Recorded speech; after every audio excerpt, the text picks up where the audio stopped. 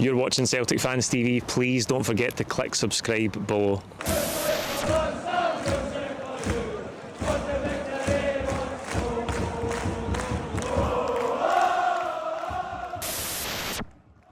What's happening, folks? Welcome back to Celtic Fans TV. It's full-time reaction from McDermott Park after St Johnstone 0, Celtic 6. Kenny, where do you even begin with that? Some absolutely brilliant football on show from start to finish. I mean, before we even talk about the specifics of the game, we're playing at a level now that I believe is as good a level as since when Brendan was last here. I mean, we had some real highs in Postecoglou's second season, but I don't see that as any inferior. The only difference is now we've got a deeper squad, probably a hungrier squad in the bench trying to get in.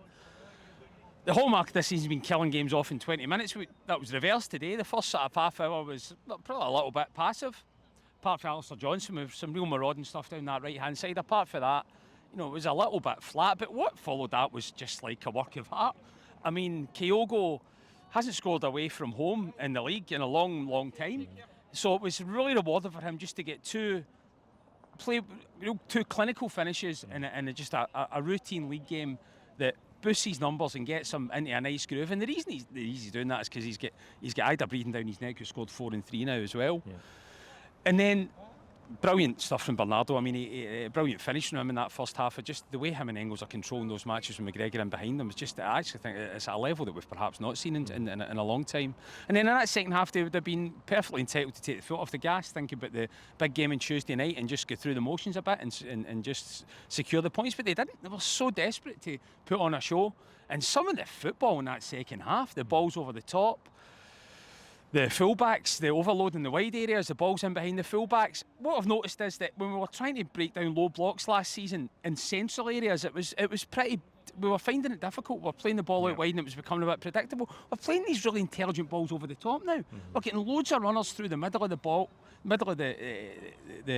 penalty box, and we're putting these lovely little clip balls over the top. They don't know where to turn. The defence just do not know where to turn with the rotation and the variability we've got in our attack. So it's just so pleasing. It's just breathtaking to watch at the moment. It's brilliant to watch. I think that's 16 goals in the last 3 games.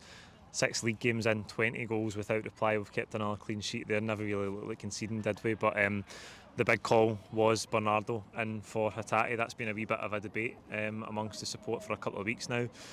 And after a performance like that, you would fancy Bernardo to keep his place for Tuesday. The thing I think about Bernardo is you get a bit more out of him in terms of defensive intensity, and that might bode well for us on Tuesday against a much tougher opponent in the Champions League. But his performance was brilliant. I mean, I thought it was a bit. You could certainly argue it was unjust that he was dropped after the Rangers game because he was arguably man of the match within that game. I thought still, on balance, that was probably the right thing to do. I don't know. He's got that jersey now. He's playing it. He's really elevated himself. You could see last season, just with his footballing ability, that there was something there. But just his application and just how comfortable he was in his environment wasn't quite right. All of that is roared into place this season. And what you get with both him and Engels, last season, particularly when we were going into Europe, McGregor anchors the midfield and with Hatate and O'Reilly in front of him, which is wonderful, beautiful football. But it leaves you a little bit vulnerable when you've only got one natural number 6 there and 2 10s.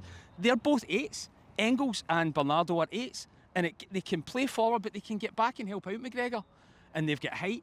And it just gives a real solidity to the middle of the park that I'm hoping, well, you're seeing it destroy teams in this league, but I'm hoping when we get into Europe, it just gives us that bit more balance that we can really actually put our foot down a little bit more in the Champions League. Yeah, you touched on the 2 goals for Kyogo.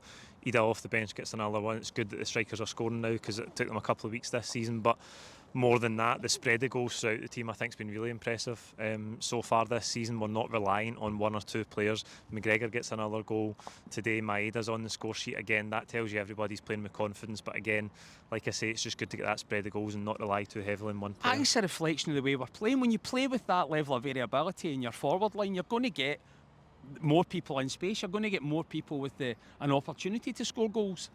McGregor's goal, I mean, what is he? Probably top goal scorer or McGregor or equal top goal scorer, and he's playing defensive midfield. So I think it's just a byproduct of how intelligently we're playing across the whole front line. We're suffocating them. Even Trusty coming in today, he didn't look particularly clever against Falkirk. He's taking on the role of Vickers today in terms of really squeezing everything. He was squeezing them right into their last third, and he was at the pivot of that. He nearly scored himself. So the whole philosophy is just. it's just going right through the side at the moment, and we'll continue with a spread of goals when we keep playing like that. Yeah, absolutely. Tougher tests, obviously. You're going out to Germany tomorrow. I'm going to join you on Monday. Real excitement about the Champions League off the back of that win against Bratislava. We know it's going to be so tough over there on Tuesday against a side like Dortmund, but we could hardly be in better domestic form. And because we've had that win against Bratislava, hopefully the team have taken some sort of belief for that. I think that's the big test for us in the Champions League this season. Can we show that we've progressed psychologically, that we've got that belief now to go and give these teams a real game? Yeah, psychologically is the right word, because even under Postecoglou, even Real Madrid, we went toe-to-toe with them for about an hour, but you lose 3-0. So it's as much in the mind as it is on the part. But I just feel we're ready. I sense that we're ready. Time will tell. I don't think we can truly judge whether we're ready because of a 5-1 win against Bratislava. It was a great sign. But the true test is in the next 2 games. I'd play the same side. Hopefully Greg Taylor's precautionary coming off there. I think it's important that he's back in the side.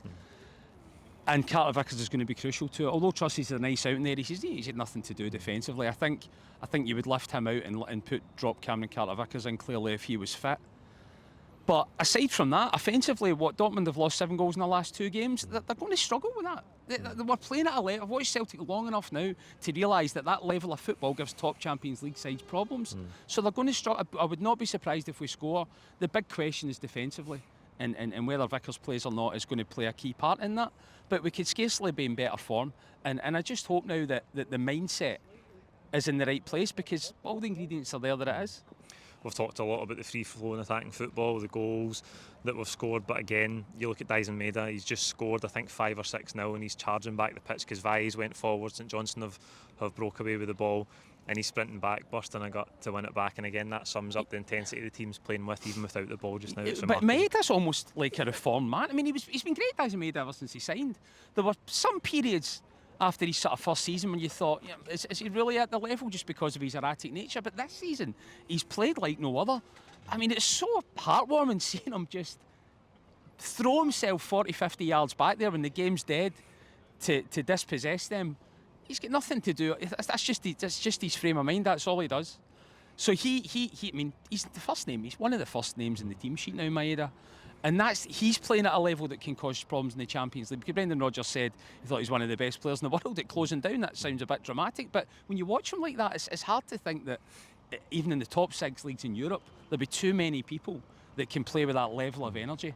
And we're going to need that on Tuesday night, and we'll get it. We'll get that for 95 minutes out of him. He was denied an absolute screamer as well to open the scoring, left foot volley. He's playing so well just now. Aside for that, I need to talk about the 6th goal in particular, because it was lovely football. We've seen a couple of goals like that tonight. I thought Maedah's goal, Bernardo does so well, get out his feet, a lovely cross. Even Kyogo's 2nd goal, we worked it really well. Maeda back to Taylor, lovely cross, lovely header. But I thought the 6th goal into McGowan, VEVE makes that run. It was a tight call for offside, but VEVE just with the back heel for Idah, and he does get the composure to finish it. It was exhibition stuff. Yeah, I mean, it really was. He does get some really classy finishes this season. He's got great feet. He really does. In those situations, a tall man, you think he might be a bit rough in terms of his finishing, but he's not. He really isn't. He's got real quality in his feet, and I think that's why Rodgers and the club, at that point in time, had broken the transfer record fee for him. I thought VEVE was obviously looked a bit weak against Falkirk. That was, there's not much opinion there. I'm sure most people would have thought that, but he looked pretty tidy there in terms of his delivery. His balls in the box, he played a key part in that goal. And it was just a pity it was called offside, because it was such a euphoria when it went in the net, because you couldn't believe the quality of it. But so it was a bit of a broken celebration, but a brilliant way to cap an incredible performance. As is always the case this season, so many contenders for man of the match. Can you single MD out? Another brilliant team performance. It's tough. I would say probably overall Bernardo. I just thought his presence, just the quality of the balls he's feeding in that are creating goals, the goal he had himself. Maybe Kyogo, just because it was nice to see him return to a routine double. But I don't think you can ignore the quality of Bernardo there. We at the end of last season, you and I debated, would you pay 5 or 6 million for him? Celtic debated that, because they wouldn't, would they? They tried to challenge down the fee. We've got him for 3.5 million. It's an absolute steal.